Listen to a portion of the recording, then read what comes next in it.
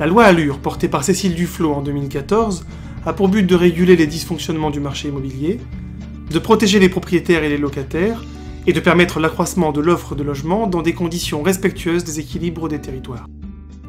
Mesure phare de cette loi, le décret d'application concernant l'encadrement des loyers a été publié le 12 juin dernier. L'objectif de la mesure est de lutter contre l'augmentation forte des loyers, comme par exemple à Paris, où ils ont augmenté de 42% en 10 ans, et où ils représentaient déjà plus d'un tiers des revenus des habitants. Elle entrera en vigueur le 1er août 2015 à Paris.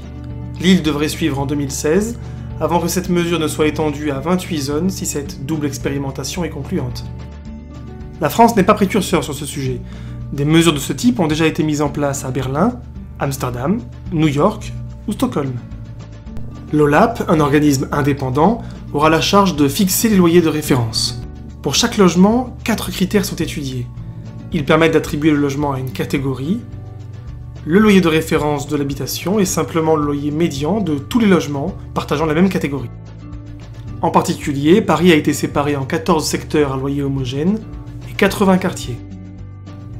D'un point de vue pratique, les propriétaires, lors du renouvellement du bail ou de la relocation de leurs biens, devront fixer un loyer compris entre un plafond, correspondant au loyer de référence plus 20%, et un plancher, le loyer de référence moins 30%. Un complément de loyer pourra cependant être appliqué dans certains cas, comme par exemple la présence d'une terrasse ou d'une vue exceptionnelle, et devra être justifié dans le bail.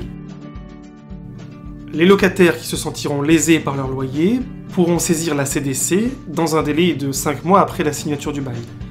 La commission décidera alors si le loyer doit rester identique ou être ramené au plafond. En cas de désaccord d'une des deux parties avec la décision, le tribunal administratif pourra être saisi. L'OLAP estime qu'environ 20% des nouveaux locataires parisiens verront leur loyer diminuer. D'autres organisations jugent quant à elles qu'environ 10% subiront une hausse de loyer du fait de l'instauration d'un plancher. Finalement, deux visions du marché s'opposent.